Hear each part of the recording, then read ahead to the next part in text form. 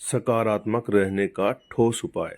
एक बार एक राजा की सेवा से प्रसन्न होकर एक साधु ने उसे एक ताबीज दिया और कहा कि राजन, इसे अपने गले में डाल लो और जिंदगी में कभी ऐसी परिस्थिति आए कि जब तुम्हें लगे कि बस अब तो सब खत्म होने वाला है, परेशानी के भंवर में अपने को फंसा पाओ, कोई प्रकाश की किरण नजर ना आ रही हो, हर तरफ निराशा और हताशा, तब तुम इस ताबीज को खोलकर इसमें रखे कागज को पढ़ना, उससे पहले नहीं।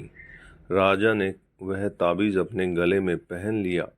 एक बार राजा अपने सैनिकों के साथ शिकार करने घने जंगल में गया।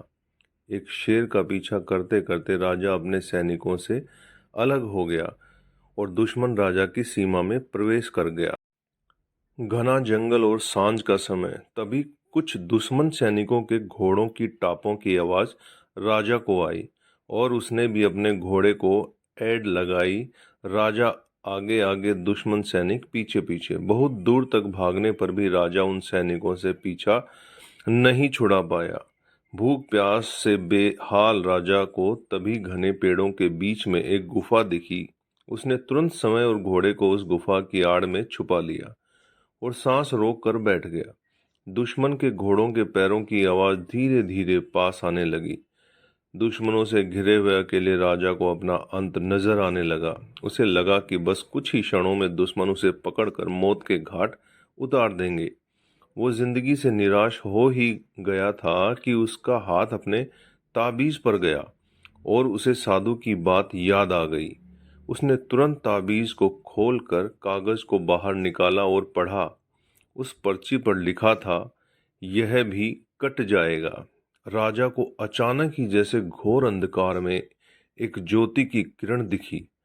डूबते को जैसे तिनके का सहारा मिल गया हो। उसे अचानक अपनी आत्मा में एक अकथनीय शांति का अनुभव हुआ। उसे लगा कि सचमुच यह भयावह समय भी कट ही जाएगा। फिर मैं क्यों चिंतित हूँ? अपने प्रभु और अपने पर विश्वास उसने स्वयं से कहा कि हाँ, यह भी कट जाएगा। और हुआ भी वही। दुश्मन के घोड़ों के पैरों की आवाज पास आते आते दूर जाने लगी। कुछ समय बाद वहां शांति छा गई। राजा रात में गुफा से निकला और किसी तरह अपने राज्य में वापस आ गया। तो दोस्तों, यह सिर्फ किसी राजा की कहानी नहीं है, यह हम सब की कहानी है। हम सभी परिस्थिति, काम तनाव के दबाव में इतने जकड़ जाते हैं कि हमें कुछ सूझता ही नहीं। हमारा डर हम पर हावी होने लगता है। कोई रास्ता, समाधान दूर दूर तक नजर नहीं आता।